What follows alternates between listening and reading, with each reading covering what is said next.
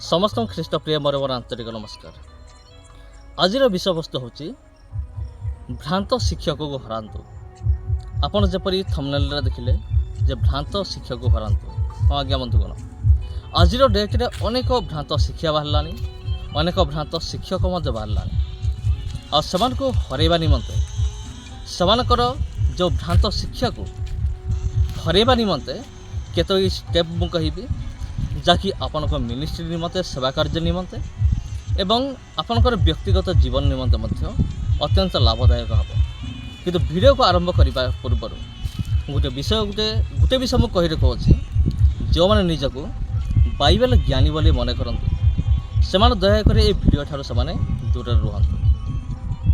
तेज चलतु आम आरंभ करवा भ्रांत शिक्षक को हरैबा निमंते 7टी उपाय बा 7टी फर्मुला। तेबे प्रथम फर्मुला हूँ कौन, बाइबल सर्वेक्षण। मुझे लिस्ट में रखी जाइए बाइबल सर्वेक्षण बा बाइबल विषय आम माने सर्वेक्षण करवा। बाइबल विषय आम जाना जे बाइबल केबे लिखाई क्यों पुस्तक केबे लिखाई तार डेट केते किए लिखिते कहीं लिखिते एवं बाइबल जो 600टी पुस्तक रही अच्छी 600टी पुस्तकर प्रति पुस्तकर किसी किसी ऐतिहासिक बैकग्राउंड रही अच्छी, तार किसी सामाजिक बैकग्राउंड रही अच्छी, तार इतिहास तार सामाजिक विषय तार सांस्कृतिक विषय सबकि सर्वेक्षण करा पड़ो। तेज आम मैंने प्रकृत आम मैंने जापर जे प्रकृत में बाइबल केबे लिखाला आउ एटा गोटे अस्त्र हम भ्रांत शिक्षक मान को हरैबा निमंते। आउ जदि आपण चाहते बाइबल सर्वेक्षण कौन जहाँ कहुए सर्भे बोली कहुए बाइबल सर्भे दुई प्रकार अच्छी, गोटे हूँ पुरातन नियम गोटे नूतन नियम जहाँ इंग्राजी में ओल्ड टेस्टामेंट सर्भे और न्यू टेस्टामेंट सर्भे दुईटा रखा जाए। आपड़ जदि चाहते बाइबल सर्भे विषय जानापी अलरेडी मोर आउ गोटे चैनल रही अच्छी जोटा कि इंग्राजी भाषा अच्छी सरल इंग्राजी भाषा। जदि आप जानापी चाहते तेज आप चैनल लिंक मुझे डिस्क्रिप्शन दूसरी आपड़ जाकि से चैनल को सब्सक्राइब करें। आईटा हूँ यही चैनल आपड़ जाकि देखु एवं यही भितर अनेक किसी बाइबल विषय शिक्षा गुड़ी रही अच्छी। बाइबल सर्वेक्षण विषय अनेक विषय अच्छी जहाँकि आम मानक जाना निहाती दरकार। आईटा ही गोटे अस्त्र 7टी अस्त्र मध्य यहाँ हूँ गोटे अस्त्र आपण मैंने भ्रांत शिक्षक को परास्त करें। एवं द्वितीय विषय हूँ हर्मेनेटिक्स।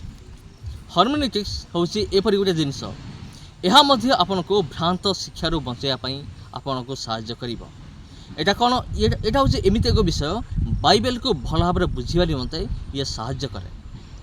जेपरी अनेक भ्रांत शिक्षक बाहर जो मैंने कि बाइबल को से विकृत करके प्रचार करते। आउ ये एमती गोटे विषय हर्मेनेटिक्स ए विषय मोर यही चैनल रे वीडियो रही अच्छी। हर्मेनेटिक्स कौन आपन पुराना वीडियो को जाकि आप देखिपारे। ये एमती एक विषय ये भ्रांत शिक्षार आम को रक्षा कर। हर्मेनेटिक्स कौन जेपरी मु गोटे उदाहरण देवी जे प्रभु जीशु ख्रीस्ट कहले मु हूँ द्वार। प्रभु जीशु ख्रीस्ट कहले मु हूँ जीवनदायक आहार।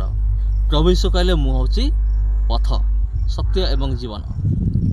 भ्रांत शिक्षक मैंने कौन करते यही शिक्षा गुड़ी को से बाइबल यही पद को लेकिन से आक्षरिक भाव में विचार करते। प्रभु जीशु कहले मु हूँ पथ तार अर्थ या नुहे जे प्रभु जीशु ख्रीस्ट देखापी गोटे रास्ता भाया होते सेमती नुहे। जमती मु कहि प्रभु जीशु ख्रीस्ट कहले मु हूँ जीवनदायक आहार तार अर्थ या नुहे जे प्रभु जीशु ख्रीस्ट देखापी गोटे रोटी भली कि कौन से गोटे खाद्य भली देखा जाऊे सेमती नुहे। प्रभु जीशु ख्रीस्ट कहले मो जीवनदायक आहार ता अर्थ हूँ आम मैंने तुलना करवा जे जेमिति जने मनीष आहार खाइले बंचब जेमिति जने मनीष जल पान कले से बंची पार सेमिति प्रभु जीशु ख्रीस्ट को जानिबा ही अनंत जीवन अटे। जने आत्मिक जीवन बंचवा निमंते आत्मिक जीवन में बंचवा निमंते प्रभु जीशु ख्रीस्ट आवश्यकता रही अच्छी। ताको यही अर्थ प्रभु जीशु ख्रीस्ट कहले। किंतु भ्रांत शिक्षक मैंने ସେମାନେ ଏହାର ଅଲଗା ଅର୍ଥ ସେମାନେ କରନ୍ତେ। ଆଉ ଏଇ ସବୁ ଶିକ୍ଷା ଜାଣିବା ନିମନ୍ତେ ହର୍ମେନେଟିକ୍ସ କ'ଣ, ଆପଣ ଯଦି ଆହୁରି ଜାଣିବା ପାଇଁ ଇଚ୍ଛା କରୁଛନ୍ତି ତେବେ ଗୁଗୁଲକୁ ମଧ୍ୟ ଯାଇକି ଆପଣ ସର୍ଚ୍ଚ କରିପାରିବେ। ଯେପରି ଗୁଗୁଲରେ ଆପଣ ସର୍ଚ୍ଚ କରିବେ ହ୍ୱାଟ୍ ଇଜ୍ ହର୍ମେନେଟିକ୍ସ, ଯଦି ଆପଣ ସର୍ଚ୍ଚ କରିବେ ସେଇଠି ଆପଣଙ୍କର ସବୁକିଛି ଲିଷ୍ଟ ଆସିଯିବ। ହର୍ମେନେଟିକ୍ସ କ'ଣ, ତାକୁ କେମିତି ବ୍ୟବହାର କରିବା। ଭ୍ରାନ୍ତ ଶିକ୍ଷାରୁ ବଞ୍ଚିବା ପାଇଁ କିଛି ତ ପରିଶ୍ରମ ନିହାତି କରିବାକୁ ପଡ଼ିବ। ଭ୍ରାନ୍ତ ଶିକ୍ଷକମାନଙ୍କୁ ହରାଇବା ନିମନ୍ତେ କିଛି ତ ପରିଶ୍ରମ ନିହାତି କରିବାକୁ ପଡ଼ିବ, ନହେଲେ କେମିତି ଭ୍ରାନ୍ତ ଶିକ୍ଷକମାନଙ୍କୁ ହରାଇ ପାରିବା।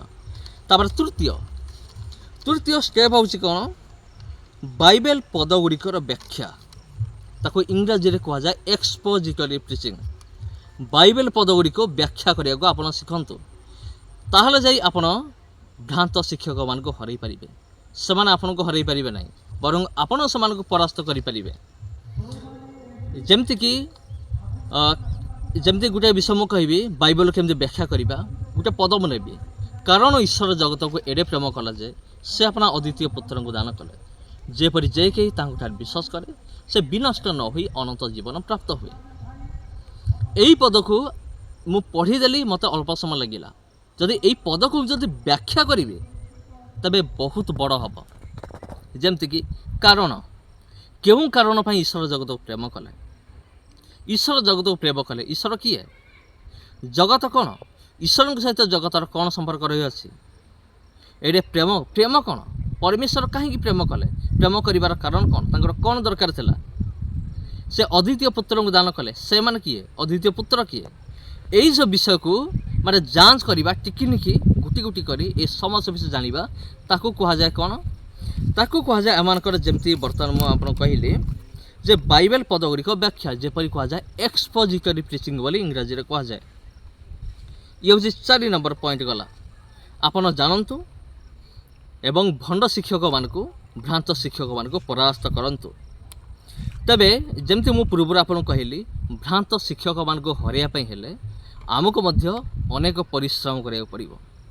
ଏ ସମସ୍ତ ଯେଉଁ ପଏଣ୍ଟ ଗୁଡ଼ା ମୁଁ କହୁଛି, ସେ ସମସ୍ତ ପଏଣ୍ଟ ଗୁଡ଼ିକୁ ଧ୍ୟାନ ଦେବାକୁ ପଡ଼ିବ। ତେବେ ଶେଷରେ ମୁଁ ଆପଣମାନଙ୍କୁ ଅତି ଗୁରୁତ୍ୱପୂର୍ଣ୍ଣ ବିଷୟ ମୁଁ କହିବି, ଯେଉଁଟା ଗୁରୁତ୍ୱପୂର୍ଣ୍ଣ ପଏଣ୍ଟ, ଆଉ ଆପଣ ଭିଡ଼ିଓକୁ ଦେଖୁଥାନ୍ତୁ। ତାପରେ ନମ୍ବର 5 ହେଉଛି ବାଇବେଲ ଅଧ୍ୟୟନ।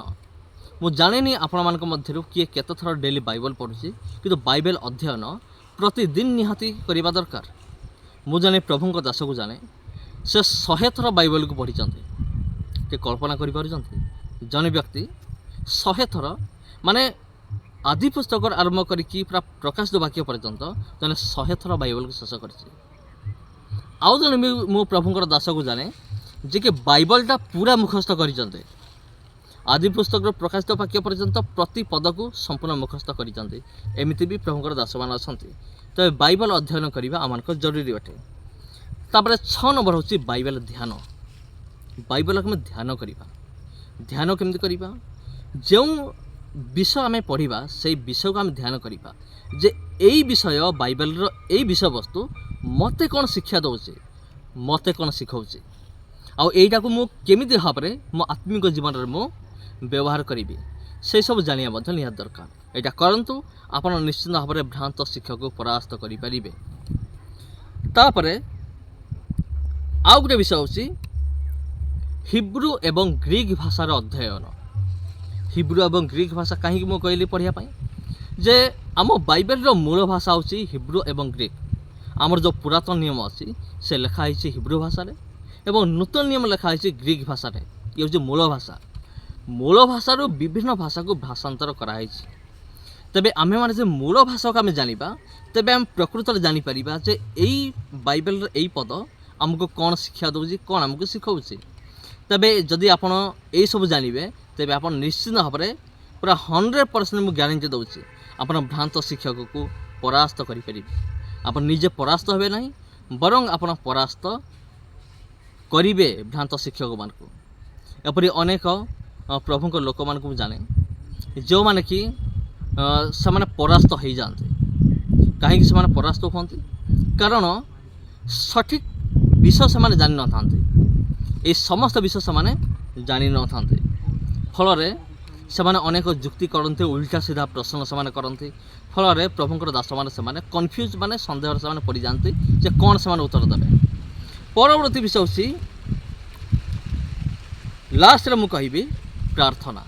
ଯେଉଁଟା ମୁଁ କହିଲି ଯେଉଁଟା ସବୁଠାରୁ ଜରୁରୀ ଅଟେ ସେଇଟା ହେଉଛି ପ୍ରାର୍ଥନା। ଆମମାନଙ୍କ ଖ୍ରୀଷ୍ଟିଆନ ଜୀବନରେ ପ୍ରାର୍ଥନା ନିହାତି ଦରକାର। ବିନା ପ୍ରାର୍ଥନାରେ ଆପଣ କେବେ ହେଲେ ମଧ୍ୟ କାହାକୁ ପରାସ୍ତ କରିପାରିବେ ନାହିଁ। ବିନା ଅସ୍ତ୍ରରେ ଶତ୍ରୁକୁ ପରାସ୍ତ କରି ହୁଏ ନାହିଁ। ଶତ୍ରୁକୁ ପରାସ୍ତ କରିବା ପାଇଁ ହେଲେ ଅସ୍ତ୍ର ଦରକାର। ସେ ଅସ୍ତ୍ର କ'ଣ? ଆମମାନଙ୍କ ପ୍ରାର୍ଥନା ଏବଂ ବାଇବେଲ ଅଧ୍ୟୟନ। ଏ ସମସ୍ତ ବିଷୟ ଆମମାନଙ୍କ ନିମନ୍ତେ ନିହାତି ଦରକାର। ତେବେ ମୁଁ ଯେଉଁ ବର୍ତ୍ତମାନ ଏଇ 7ଟି ପଏଣ୍ଟ କହିଲି, ତେବେ ଏଇ 7ଟା ପଏଣ୍ଟକୁ ଆପଣ ବ୍ୟବହାର କରନ୍ତୁ, ଦେଖିବେ ଆପଣ ନିଶ୍ଚିନ୍ତ ରୂପରେ ଭ୍ରାନ୍ତ ଶିକ୍ଷକମାନଙ୍କୁ ପରାସ୍ତ କରିପାରିବେ। ସମସ୍ତଙ୍କୁ ଆନ୍ତରିକ ନମସ୍କାର। ପୁଣି ଦେଖା ହେବ ଆପଣଙ୍କ ସହିତ ଆଉ ଗୋଟେ ଭିଡ଼ିଓରେ ଆଉ ଗୋଟେ ଅଧ୍ୟାୟରେ। ନମସ୍କାର।